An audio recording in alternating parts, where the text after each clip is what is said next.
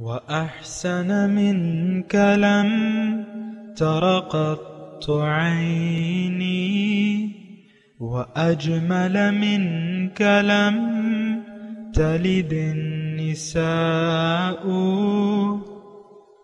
خلقت مبرأ من كل عيب خلقت مبرأ من كل عيب كأنك قد خلقت كما تشاء كتاب أنزلناه إليك مبارك ليدبروا آياته وليتذكر أولو الألباب. یہ کتاب برکت والی ہے جسے ہم نے آپ کی طرف نازل فرمایا ہے تاکہ دانش مند لوگ اس کی آیتوں میں غور و فکر کریں اور نصیحت حاصل کریں. اللہم صلی علی سیدنا محمد وعلی آل سیدنا محمد بعدد کل ذرۃ مئۃ الف الف مرۃ. سامعین و ناظرین کرام، السلام علیکم ورحمۃ اللہ وبرکاتہ. سامعین کرام، سورہ بقرہ درس نمبر 65 آیت نمبر 42. آج کا موضوع، کیا ہم نے حق کے ساتھ باطل کو ملا دیا ہے؟ اس کے ساتھ آج کے سبق کا آغاز کرتے ہیں. سب سے پہلے گزشتہ سبق کا اعادہ ہوگا. بسم اللہ الرحمن الرحیم. شروع اللہ کے نام سے جو بڑا مہربان نہایت رحم والا ہے. وآمنوا بما أنزلت مصدقا لما معكم ولا تكونوا أول كافر به ولا تشتروا بآياتي ثمنا قليلا وإياي فاتقون. اور جو کتاب میں نے اپنے رسول محمد صلی اللہ علیہ وآلہ وسلم پر نازل کی ہے، جو تمہاری کتاب تورات کو سچا کہتی ہے، اس پر ایمان لاؤ اور اس سے منکر اول نہ بنو، اور میری آیتوں میں تحریف کر کے ان کے بدلے تھوڑی سی قیمت یعنی دنیاوی منفعت نہ حاصل کرو، اور مجھے سے خوف رکھو. سامعین کرام، سورہ بقرہ آیت نمبر 42. لفظی ترجمہ: ولا تلبسوا الحق بالباطل، اور حق کو باطل کے ساتھ مت ملاؤ. وَتَكْتُمُوا الْحَقَّ، اور حق کو چھپاؤ نہیں. وَأَنْتُمْ تَعْلَمُونَ، حالانکہ تم جانتے ہو. سامعین کرام، دنیا میں جب انسان آتا ہے تو اس کے سامنے حق اور باطل دو راستے ہوتے ہیں. ایک بات نوٹ کر لیں، یا تو اس کا رخ حق کی طرف ہوگا یا باطل کی طرف ہوگا. حق اللہ ہے، ما سوى اللہ باطل ہے. ذالک بأن اللہ هو الحق وأن ما يدعون من دونه الباطل. یہ اس لیے کہ اللہ حق ہے اور اس کے سوا جو یہ کسی کو پکارتے ہیں وہ باطل ہے. تو دیکھیں، ایک یعنی اس آیت مبارکہ میں دوغلی پالیسی اللہ تعالیٰ اختیار کرنے سے منع فرما رہے ہیں. ہم مسلمان، ظاہر ہے کہ اس آیت تو ہمارے لیے ہے، ہم نے اس سے نصیحت لینی ہے. تو ہم مسلمان عام طور پہ بظاہر دوغلی پالیسی ہے، حقیقت میں ہماری باطنی طور پہ یا اندرونی طور پہ ہماری پالیسی دوغلی نہیں ہے. ہم دوغلے اندر سے نہیں ہیں، دوغلے باہر سے ہیں. تو باہر سے اس طرح ہیں کہ اسلام کا نام لیتے ہیں لیکن اسلام کے خلاف چلتے ہیں، لیکن اندر سے ہم نرے ظاہر پرست ہیں. ظاہر میں ہم ملاوٹ کرتے ہیں کہ نعرہ تکبیر اللہ اکبر، آپ یہ سنتے ہیں نا، یہ فوجیوں میں بھی ہے اور ایسے جو ہوتے ہیں عام طور پہ نعرے میں اس کی تفصیل نہیں کرتا، لیکن نعرہ تکبیر ہماری زبان پہ ہے. اذان آپ دیتے ہیں، ہر مسجد سے اللہ اکبر کی آواز آ رہی ہے. ہر نماز جو آپ شروع کرتے ہیں وہ اللہ اکبر سے شروع کرتے ہیں۔ نماز کا ہر رکن جب تبدیل کرتے ہیں تو آپ اللہ اکبر کا نعرہ بلند کرتے ہیں۔ یہ ہماری دوغلی پالیسی ہے، برا نہ مانیں لیکن اس بات پہ سوچنے کی ضرورت ہے۔ یعنی ہم زبان سے تو اللہ اکبر کہتے ہیں لیکن حقیقت میں باطنی طور پہ ہم یکسو ہیں اور دوغلے نہیں ہیں۔ اور اس طریقے سے کہ باطن کا تو ہم نے فیصلہ کر لیا ہے کہ ہمارا رخ ظاہر کی طرف رہے گا، ظاہر کامیابی ہی ہمارا مدعا ہوگی۔ باطنی طور پر ہم دوغلے نہیں ہیں، یکسو ہیں، اور ہماری یکسوئی جو ہے وہ ظاہر کی طرف ہے۔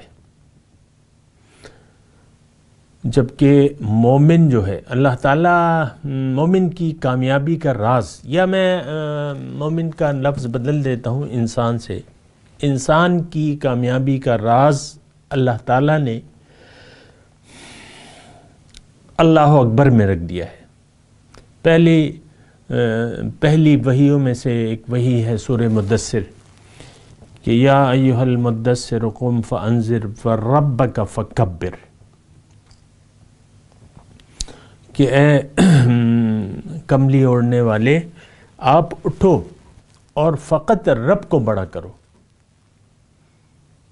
مشرکین مکہ تو اللہ کو مانتے تھے، خالق سماوات والارض مانتے تھے، اور رزق دینے والا مانتے تھے، بارش برسانے والا مانتے تھے، سب کچھ، لیکن انہوں نے ملاوٹ کر دی تھی۔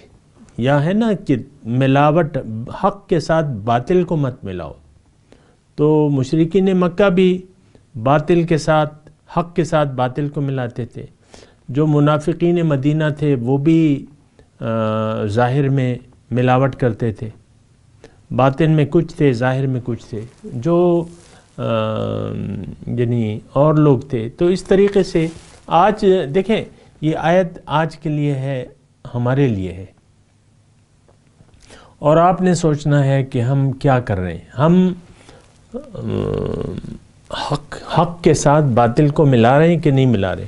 تو میں نے آپ کو عرض کیا کہ ہم ظاہری طور پہ نعرہ بلند کرتے ہیں تکبیر کا، تکبیر اللہ اکبر، تکبیر اللہ اکبر، زبان سے تو ہم یہ کہتے ہیں، ہر جگہ یہ نعرہ بلند کرتے ہیں اللہ اکبر۔ ہماری فوج کا بھی نعرہ ہے، جب وہ اپنا آرمی چیف صاحب، جنرل صاحب آتے ہیں، فوجیوں سے خطاب کرتے ہیں تو نعرہ تکبیر بلند کرتے ہیں۔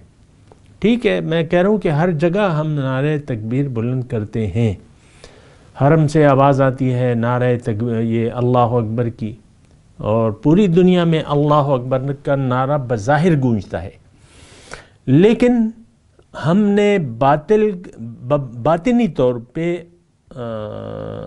باطل کا نعرہ بلند کیا ہوا ہے کہ ہم تو دنیا چاہتے ہیں، ظاہر کو چاہتے ہیں۔ یہ باطنی طور پہ ہمارا ایک فیصلہ ہے، اور میں آپ کو کہہ دوں کہ باطنی طور پر ہم یکسو ہیں، اس کے ساتھ ہم حق کی ملاوٹ نہیں کرتے، یعنی چوری چھپے بھی نہیں کہتے، یا دل میں ہم نے یہ فیصلہ نہیں کیا کہ چلو میں اپنی آخرت بھی اچھی کروں گا، یا اپنے کچھ تو دنیا کروں گا اور کچھ آخرت کے لیے کام کروں گا۔ یہ باطنی طور پہ ہم نے، باطنی طور پہ تو ہم بالکل یکسو ہیں، لیکن بات یہ ہے کہ انسان کو اللہ تعالیٰ نے پیدا کیا ہے تو اس کی کامیابی جو ہے وہ یکسوئی میں ہے۔ یہ ایک بات نوٹ کر لیں کہ یہ ظاہری طور پہ اور باطنی طور پہ یکسو ہو جائے، یکسو، حنیف، قرآن میں اس کا وہ آتا ہے، اور ہمیں بھی اللہ تعالیٰ نے یہ فرمایا ہے کہ خالص تم اللہ کے ہو جاؤ، فَادْعُوا اللَّهَ مُخْلِصِينَ لَهُ الدِّينَ، اللہ کو منزل بنا کے زندگی اس کے لیے خاص کر لو۔ یہ آیت کا میں نے ترجمہ کیا ہے، اللہ ہی کو پکارو، ہماری فَادْعُوا اللَّهَ وَاعْبُدُوا اللَّهَ وَلَا تُشْرِكُوا بِهِ شَيْئًا، اللہ کی بندگی کرو اور اس کے ساتھ کسی کو بھی شریک نہ کرو، نہ محبت میں، نہ اطاعت میں، نہ مقصد میں، نہ کہنا ماننے میں، یہ کہنا ماننا میں نے اردو میں کہا ہے، اصل تو الہ ہے، الہ واحد، انما یعنی یہ بڑا دلچسپ مضمون ہے۔ اصل میں ہم تو ایک بہت بڑا دھوکہ کھا چکے ہیں۔ اگر آپ حقیقت مجھ سے سننا چاہتے ہیں، ہمیں ایک دھوکہ لگ گیا ہے ظاہر کا، وہ ظاہر کا دھوکہ ہے، لیکن اللہ تعالیٰ یہ چاہتا ہے، ہم سے یہ توقع رکھتا ہے، اور وہ ہماری کامیابی کے لیے ہمیں چاہتا ہے اللہ تعالیٰ، ان اللہ بالناس لرؤوف الرحیم، ہمیں چاہتا ہے اللہ تعالیٰ، اور ہمیں تو ظاہر ہے کہ ہماری پیدائش کی وجہ جو ہے وہ محبت تھی اللہ تعالیٰ کی۔ تو ہماری کامیابی اور ہماری معراج تو یہ ہے کہ ہم اللہ ہی کو پکاریں، جیسے کہ اللہ تعالیٰ نے قرآن میں ارشاد فرمایا ہے وَاعْبُدُوا اللَّهَ وَلَا تُشْرِكُوا بِهِ شَيْئًا، اللہ کی بندگی کرو اور اس کے ساتھ کسی کو بھی شریک نہ کرو، زندگی اس کے لیے خاص کر دو۔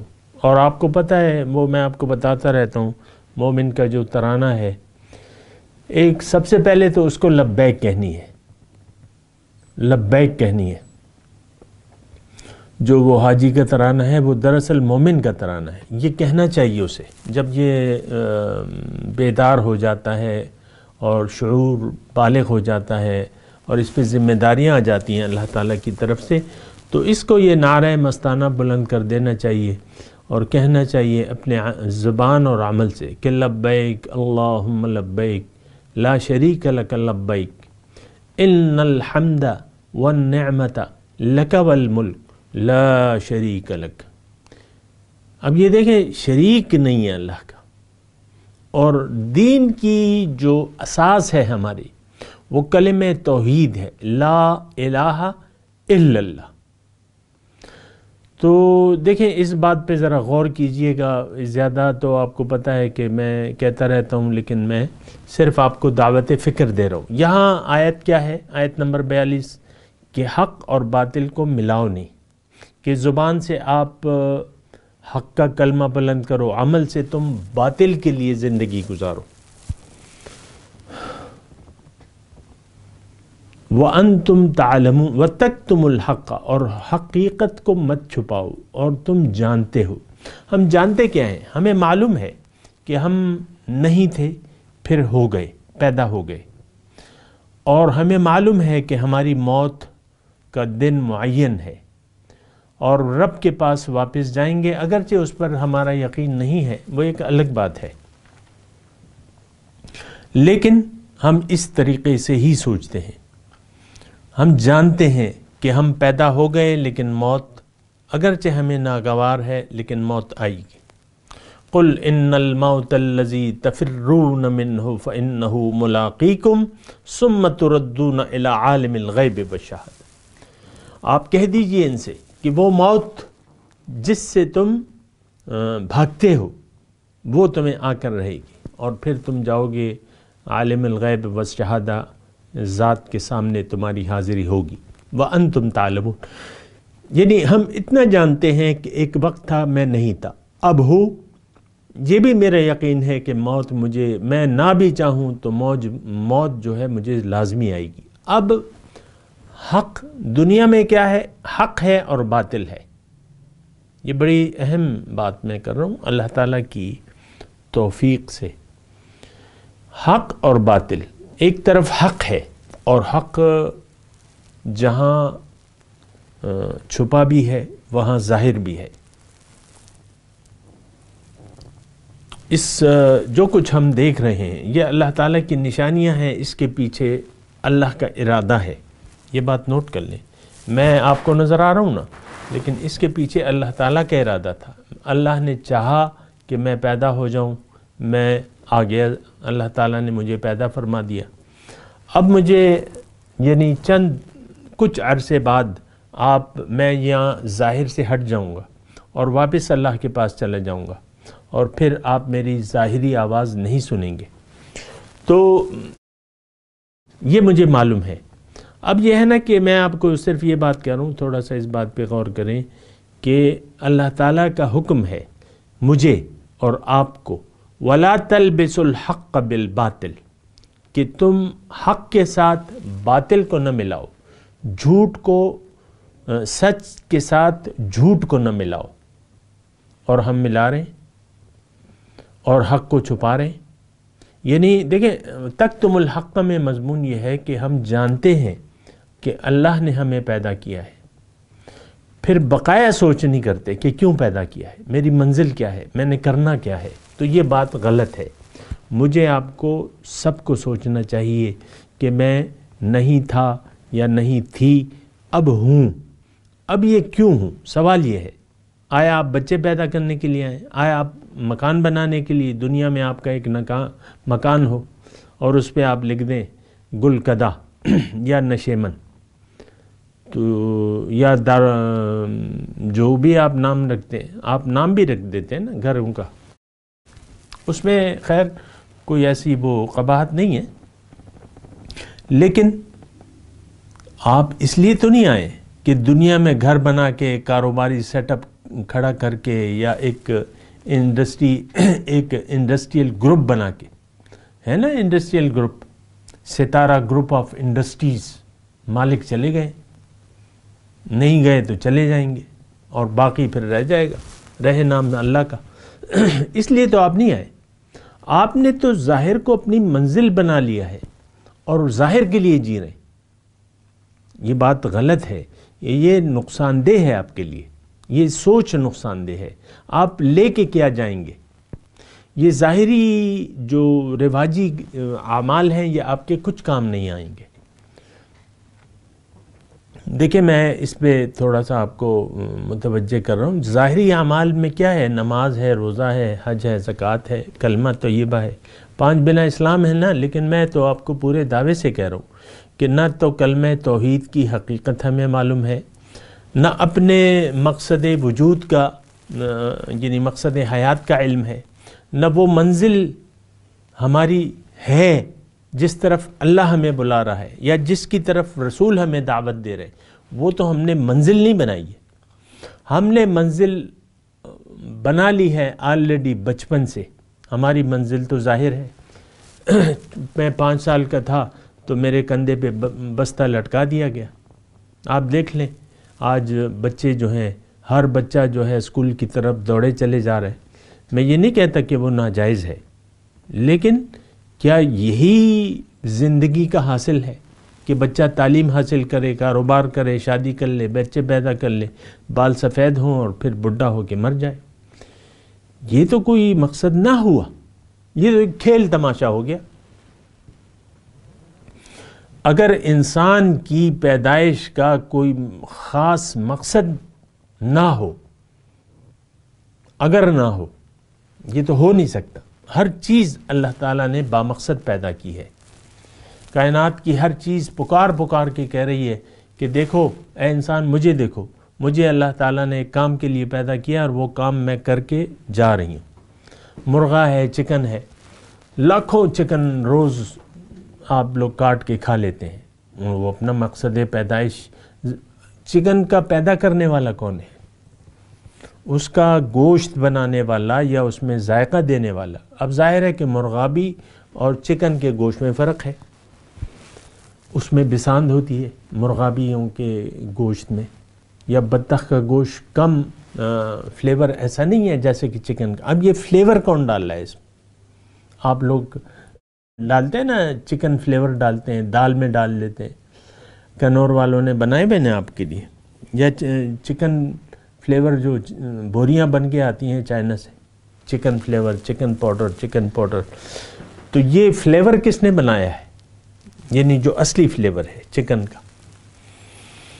پھر دیسی چکن کا الگ فلیور ہے، جو فارمی ہے وہ الگ فلیور ہے۔ میں صرف یہ آپ کو بات کہہ رہا ہوں کہ دنیا میں جو ہم رہ رہے ہیں تو ہر ایک چیز کا ایک مقصد ہے۔ اس کائنات کی تخلیق کا ایک مقصد ہے، اور زمین کی تخلیق اور اس میں جو موجودات ہیں اس کا ایک مقصد ہے، اور وہ مقصد انسان کے لیے انسان کو فائدہ دینا ہے۔ ابھی ہم پڑھ چکے ہیں هُوَ الَّذِي خَلَقَ لَكُم مَا فِي الْأَرْضِ جَمِيعًا۔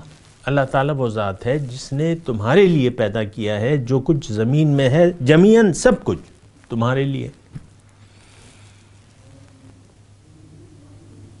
یہ کھجوریں کون کھا رہا ہے، یہ انگور کون کھا رہا ہے، یہ مالٹے کون کھا رہا ہے، یہ سیب کون کھا رہا ہے، یہ انار کون کھا رہا ہے، یہ کس کے لیے ہیں، یہ انگور کس کے لیے ہیں، یہ کھجوریں کس کے لیے ہیں، یہ مالٹے، یہ کینو، یہ گریپ فروٹ.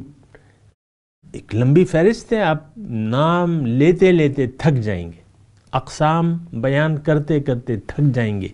اللہ کی نعمتیں جو اس نے آپ کے لیے پیدا کی ہیں وہ آپ گننا چاہیں تو گن نہیں سکتے. یہ اللہ کا دعویٰ ہے. وَإِن تَعُدُّوا، اے انسان اگر تم گننا چاہو نعمت اللہ، اللہ کی وہ نعمتیں جو اس نے تمہارے لیے پیدا کی ہیں، لا تحصیھا، اس کا تم احاطہ نہیں کر سکتے. ان الانسان لظلوم کفار، انسان ظالم ہے، اپنے اوپر ظلم کر رہا ہے، اپنے آپ کو نہ پہچان کے یہ اپنے اوپر ظلم کر رہا ہے.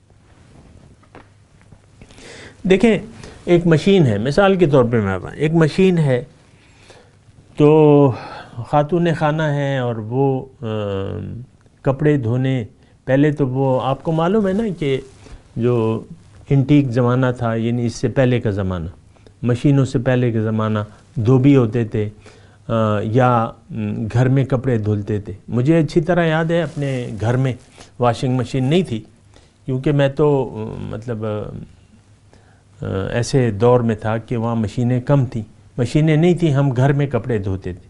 اور آپ کو اگر کسی کو یاد ہو میری عمر کا ہو تو وہ ایک ڈنڈا ہوتا تھا، لکڑی کا ایک ڈنڈا ہوتا تھا، اس سے ہم کپڑوں کو مار مار کے جو ہے وہ میل نکالنے کی کوشش کرتا تھا. صابن ہوتا تھا، پاؤڈر ہی نہیں ہوتا تھا. لیکن اب مشین آ گئی، مثال کے طور پہ مشین آ گئی، خاتون خانہ یعنی 10 سال سے کپڑے دھو رہی ہیں، اب کسی نے ایک مشین لا کے ڈال دی کہ بھئی یہ مشین ہے، اور اب وہ خاتون خانہ کانوں سے کچھ بہری ہیں، آنکھوں سے کچھ اندھی ہیں. اب وہ مشین تو محسوس تو کر رہی ہیں، لیکن جس نے سنا زور سے اس نے کہا، لیکن انہوں نے سنا نہیں، بہری بن گئی، اندھی بن گئی، مشین کو استعمال کرنے کا طریقہ بھی نہیں آیا. اب کیا ہوگا؟ مثال کے طور پہ عرض کر رہا ہوں سمجھنے کے لیے، پھر میں حقیقت کی طرف. اب کیا ہوگا کہ وہ اسی طرح ڈھاک کے 3 پات اسی طرح کپڑے دھلتے رہیں گے، پہلے رگڑیں گے، اور اس کو آپ کو پتہ ہے کبھی ہاتھ سے وہ دھپ دھپ کر کے پھر لکڑی سے مارتے تھے، اور جتنے بھی وہ تماشے ہوتے تھے وہ آپ کو معلوم ہے. یا شاید بچوں کو تو یعنی جو آج کل کے دور کے بچے ہیں جو مشینی دور میں پیدا ہوئے ہیں تو وہ ان کو معلوم نہیں ہوگا، لیکن میں ان کو بتا رہا ہوں کہ ایسا ہوتا تھا. اب وہ خاتون خانہ جو مشین گھر میں آئی ہے اس کو استعمال نہیں کر رہی اس مقصد کے لیے، اس سے فائدہ نہیں لے رہی، تو اب یہ خود اپنے اوپر ظلم کر رہی ہے. ظاہر ہے کہ وہ ہاتھوں سے دھونا جو ہے وہ تو ایک لمبا پروسیس ہوتا ہے. یہ اب اس مشین سے یعنی کہ اس نے تو سنی نہیں، سنانے والے نے سنائی اور اس نے سنی نہیں وہ بات. سنانے والے نے طریقہ بھی بتا دیا کہ یہ مشین ہے، اس میں کپڑے ڈالو گی، پاؤڈر ڈالو گی، آدھے گھنٹے میں یہ دھو دھا کے فارغ ہو جاؤ گی. لیکن اس کو اس مشین کا نہ تو سنانے والے کی آواز سنائی دی، نہ اس نے جاننے کی کوشش کی، اور بس وہ ڈبہ جو ہے جو مشین تھی اس پہ اس نے ایک کام کیا کہ آٹا وہ پہلے زمین پہ بیٹھ کے گوندتی تھی وہ خاتون خانہ، اب وہ تشلا جو ہے وہ مشین پر رکھ کر آٹا گوندتی ہے، یہ کام لے رہی ہے. تو یہ تو اپنے اوپر ظلم کر رہی ہے کہ مشین سے جو کام ہے وہ نہیں لے رہی، ایکسٹرا کام اس نے لینا شروع کر دیا. اللہ نے ہمیں پیدا کیا ہے اپنے لیے، دنیا میں ہم نے اللہ کے لیے زندگی گزارنی ہے اور اللہ کے قریب جانا ہے، ملاقات کا اہل بنانا ہے اپنے آپ کو. ہمیں آواز دینے والے نے آواز دے کے کہا کہ بھئی تمہارا معبود تو اللہ ہے، ان ھذہ تذکرۃ فمن شاء اتخذ الی ربہ سبیلا. یہ تو ایک نصیحت ہے، میں نصیحت لایا ہوں لوگوں. اب رب تمہاری منزل ہے، جس کا جی چاہے رب کو منزل بنا کے اپنا راستہ لے لے. تو ہم تو بہرے ہیں، اندھے ہیں. ہم نے پیغمبر کی یعنی آواز کو ہم سننے کے لیے بھی تیار نہیں ہیں، نہ اس پر یقین کرنے کے لیے تیار نہیں ہیں. تو اب کیا ہے، اب ہو کیا رہا ہے کہ ہم خود اپنے اوپر ظلم کر رہے ہیں. ہمیں تو اللہ تعالیٰ نے جنت دینے کے لیے پیدا کیا تھا اور جنت کے لیے محنت کرنے کے لیے پیدا کیا تھا. ہم ساری کوششیں جو ہیں وہ دنیا کے لیے صرف کر دی ہم نے. اور یہ قرآن کے حساب سے یہ لوگ جو صرف دنیا کے لیے اپنی زندگی صرف کر رہے ہیں سب سے زیادہ نقصان میں ہوں گے.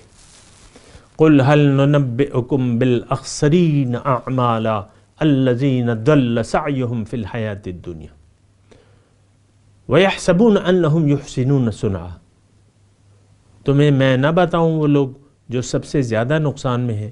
یہ کون لوگ ہیں جن کی کوششیں صرف ہو گئیں ساری دنیا ہی کے لیے. اب ایسی اگر یعنی اس آیت کی روشنی میں آپ ارد گرد کے اس ہجوم کو دیکھیں، اس میں بڑے بڑے لوگ آپ کو مل جائیں گے چغادری قسم کے. یہ پی ایچ ڈی ہے، یہ اسکالر ہے، یہ معیشت کا اسکالر ہے، یہ سیاسی امور کا ہے، یہ اقتصادی امور کا اسکالر ہے، ماہر ہے، اور یہ فوجی امور کا ماہر ہے. اور یہ دیکھ لیں، بڑے بڑے لوگوں کو دیکھ لیں، ان کی زندگی کو دیکھیں. نقطہ معراج ان کا دنیا، لم یرد الا الحیات الدنیا. تو سب سے زیادہ نقصان میں ہے یہ لوگ. تو میں آپ سے یہ درخواست کر رہا ہوں کہ اللہ تعالیٰ نے ہمیں فرمایا کہ تم حق کے طالب بنو اور حق کی طلب کے ساتھ باطل کی طلب کو نہ ملاؤ اور حق کو نہ چھپاؤ حالانکہ تم جانتے ہو. تو بہرحال وَلَا تَلْبِسُوا الْحَقَّ بِالْبَاطِلِ وَتَكْتُمُوا الْحَقَّ وَأَنْتُمْ تَعْلَمُونَ. یعنی اس آیت دیکھیں، یا تو ہم ایسا کر رہے ہیں، یا تو اللہ ہماری منزل ہے اور ہماری زندگی اللہ کے لیے خاص ہے، اور ہم نے یہ نعرہ مستانہ بلند کیا ہوا ہے کہ ان صلاتی و نسکی و محیایا و مماتی للہ رب العالمین. اور ہم نے یہ نعرہ بھی بلند کیا ہوا ہے کہ انی وجہت وجہیہ للذی فطر السماوات والارض، کہ بھائیو میں نے تو اپنا رخ پھیر لیا ہے اس ذات کی طرف جس نے زمین اور آسمان پیدا کیے ہیں، اور میں مشرکوں میں سے نہیں ہوں. وما انا من المشرکین. بہرحال دیکھیں اس آیت میں جو آخری میں نے آپ کو سنائی کہ میں مشرکوں میں سے نہیں ہوں، اور اسی آیت کے پس منظر میں آپ کو یہ بات کہوں کہ اگر کسی نے اپنا رخ اللہ کی طرف نہیں پھیرا ہے تو یہ پھر لازماً مشرک ہے، یہ مشرکوں میں سے ہو جائے گا. تو بہرحال ہم حق اور باطل کو ظاہری طور پر گڑبڑ کر رہے ہیں. لوگ اسلام کا آواز بلند کرتے ہیں، اللہ اکبر کہتے ہیں، حقیقتاً انہوں نے اپنے نفس کو بڑا کیا ہوا ہے. وہ شیطانی وسوسے قبول کر کے دنیا ہی کی طرف رخ کر کے اللہ کی طرف سے رخ پھیر کے زندگی گزار رہے ہیں. ایسا نہیں ہونا چاہیے. اللہ تعالیٰ اس سے ہمیں بنا کرتا ہے. میں تلاوت کرتا ہوں، میرے ساتھ دہرائیے. اعوذ باللہ من الشیطان الرجیم. بسم اللہ الرحمن الرحیم. ولا تلبسوا الحق بالباطل وتكتموا الحق وانتم تعلمون. اور تم حق کو باطل کے ساتھ نہ ملاؤ. وَتَكْتُمُ الْحَقَّ، اور حق کو نہ چھپاؤ. وَأَنْتُمْ تَعْلَمُونَ، حالانکہ تم جانتے ہو. اب ان آیت کی تلاوت اور ترجمہ. بسم اللہ الرحمن الرحیم. شروع اللہ کے نام سے جو بڑا مہربان نہایت رحم والا ہے. ولا تلبسوا الحق بالباطل وتكتموا الحق وانتم تعلمون. اور حق کو باطل کے ساتھ نہ ملاؤ اور سچی بات کو جان بوجھ کر نہ چھپاؤ. اس کے ساتھ ہی سامعین کرام آج کے درس کا وقت اختتام کو پہنچا. انشاءاللہ اگلے درس میں ملاقات ہوگی. وآخر دعوانا ان الحمد للہ رب العالمین، والسلام علیکم ورحمۃ اللہ وبرکاتہ۔ مولاي صل وسلم دائما أبدا على حبيبك خير الخلق كلهم۔